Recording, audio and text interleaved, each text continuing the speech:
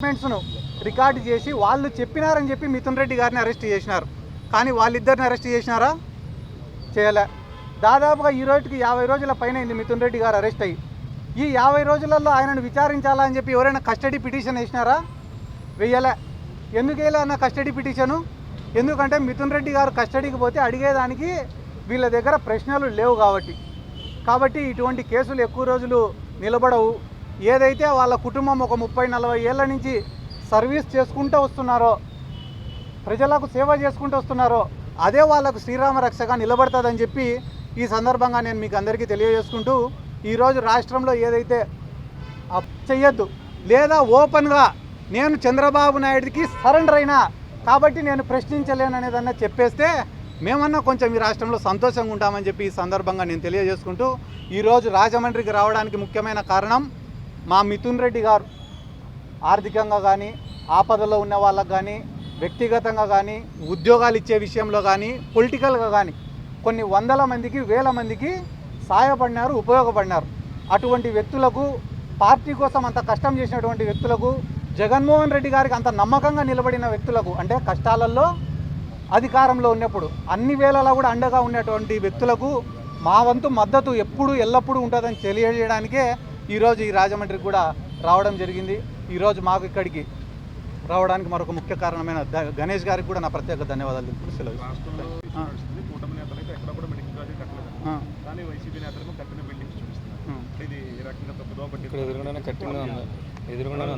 ఇప్పుడు భయపడేవాడిని భయపించచ్చు అన్న, భయం నటించేవాడిని ఏం భయపించవు. అదే రకంగా ఈరోజు కళ్ళకు కనిపించేదాన్ని కూడా నాకు కనపడలే అని చెప్పి కళ్ళకు గంతలు కట్టుకుంటే మేమేం చేయగలుగుతాం?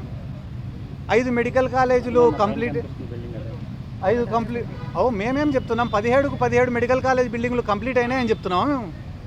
17 శాంక్షన్ చేయించుకున్నాము, దాంట్లో 5 నిర్మాణం పూర్తయినాయి, క్లాసెస్ స్టార్ట్ అయినాయి, మిగతా వాటికి కూడా కన్స్ట్రక్షన్ ఆన్గోయింగ్లో ఉందని చెప్పి చెప్తున్నాం.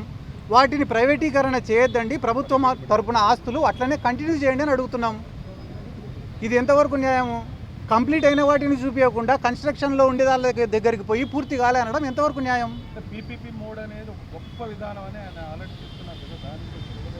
ఆయన అమరావతి గురించి కూడా చాలా గొప్పగా చెప్తాడు, కానీ ఒక ఇటుక పెట్టాలి. ఈ రోజు వరకు ఇటుకల గురించి మాట్లాడితే మనము మెడికల్ కాలేజీలో ఇటుకలు కాదు, అమరావతిలో ఏమి ఇటుక పెట్టినావు, ఏడ పెట్టినావు? నీళ్ళల్లో పెట్టినావా, బయట పెట్టినావా? ప్రతి సంవత్సరం వర్షాలు పడను, డీవాటరింగ్కి 100 కోట్లు ఎత్తాను. ప్రతి సంవత్సరం కంప చెట్లు మొలసను, అవి కొట్టనికే 100 కోట్లు ఎత్తాను. ఎత్తడమే పనిగా పెట్టుకునే వాళ్ళు కూడా మా జగన్ సార్ గురించి మాట్లాడుతేటన్నా. ఇంతమంది విలేకరులు ఉన్నారు కదా, మీ అందరి సమక్షంలో ఒక ప్రశ్న అడుగుతాను నేను. తెలుగుదేశం వాళ్ళు ఈ 15 నెలలు 16 నెలల్లో ఒక్క పని చేసినారా? ఒక్క పని, ఏదైనా ఒక్క పని చేసితే మీరు చెప్పండి. నేను మిమ్మల్ని అడుగుతాను, ఒక పని అడుగుతాను, ఏమైనా చేసినారా అని. ఏందన్నా ఎవనబ్బా సొమ్ము ఇచ్చినారన్నా? ఎవనబ్బా సొమ్ము ఇచ్చినాడు? ఎవడి జోబిలో నుంచి తీసి ఇచ్చినారు? I'm sorry to say this. నేను ఆ మాట మాట్లాడకూడదు, కానీ ఎందుకు మాట్లాడినా అంటే మా జగన్ సార్ సంక్షేమ పథకాలు ఇచ్చినప్పుడు జోబిలో నుంచి తీసిచ్చినాడా అని అడిగినారు. ఇప్పుడు వాళ్ళు పెన్షన్లు కానీ, తల్లికి వందనం కానీ, అదేదో 20,000 ఇస్తామని చెప్పి 5,000 ఇచ్చిన అన్నదాత సుఖీభవ కానీ ఎవడైనా సొంత జోబిలో నుంచి ఇచ్చినాడా? పొరపాటున సొంత జోబిలో నుంచి ఇచ్చిందంటే మేము రాజకీయం సాధించుకుంటాం. తల్లికి వందనం అనే పథకం మీరు ఇచ్చి రాష్ట్రం అంతా డబ్బాలు కొట్టుకుంటా hit, success, super 6, super hit అని చెప్పుకుంటారే. అసలు తల్లికి వందనం అనే ఆలోచన, అమ్మఒడి అనే ఆలోచన చేసిన మా జగన్ సార్ గురించి మేమెంత గట్టిగా చెప్పుకోవాలా, మేమెంత గొప్పగా చెప్పుకోవాలా? చేసుకుంటారు అన్న, చేసుకునే దానికి ఏమని చెప్పు. యువత తరపున వైసీపీ యువజన విభాగం నుంచి ఎలాంటి పోరాటం ఉండదు, ఎందుకంటే 20 లక్షల ఉద్యోగాలు ఇస్తారన్నారు. అలాగే యువతకు సంబంధించిన ప్రతిపాదనలు చేస్తున్నారు. ఇప్పుడు విడతల వారీగా చేస్తూనే ఉన్నాం. యువత పోరం చేసినాం, ఫీజు రీఎంబర్స్మెంట్ బకాయిలు చెల్లించాలని చెప్పి చేసినాం, నిరుద్యోగ భృతి ఇవ్వాలని చెప్పి చేసినాం. ఆల్రెడీ మనం ఏవైతే రేషన్ ట్రక్కులకు డ్రైవర్లు ఉన్నారో వాళ్ళందరినీ తీసేసినారో దానిపైన ఉద్యమం చేసినాం. వాలంటీర్లకు 10,000 రూపాయలు జీతం ఇస్తామని చెప్పి దాదాపుగా 2,50,000 మంది పుట్టగొట్టినారు. ఈరోజు వాళ్ళకు సకాలంలో సచివాలయ ఉద్యోగులకు జీతాలు ఇవ్వకుండా వాళ్ళని ఇబ్బంది పెడుతున్నారు. ఇప్పుడు అంశాల వారీగా ఒక్కొక్క అంశాన్ని తీసుకొని యువతలోకి పోతున్నాం. రానున్న రోజుల్లో ఈ నిరుద్యోగ సమస్య పైన కూడా పెద్ద ఎత్తున ఉద్యమం చేపడుతుంది.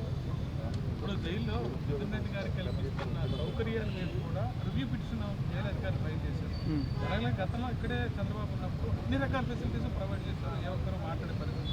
ఇప్పుడు కనీస సౌకర్యాలు కోర్టు డైరెక్షన్ ఇచ్చి కల్పించినా సరే రివ్యూ పిటిషన్ ఫైల్ చేశారు. ఎలా చూడదు? ఇది చాలా దుర్మార్గం కదన్న. ఆ రోజు చంద్రబాబు నాయుడు గారికి అన్ని ఫెసిలిటీస్ ఇచ్చినప్పటికీ కూడా కొన్ని న్యూస్ ఛానళ్లను వాళ్ళకి సంబంధించిన మీడియా ఛానళ్లను అడ్డం పెట్టుకొని అడుగడుగునా చంద్రబాబు నాయుడు గారికి అవమానం జరుగుతుంది, వైద్య పరీక్షలకు కూడా ఏం సదుపాయాలు కల్పించడంలే అని ఇటువంటి తప్పుడు ప్రచారాలు చేసి ఒక సింపతి గెయిన్ చేయాలని చూసినారు.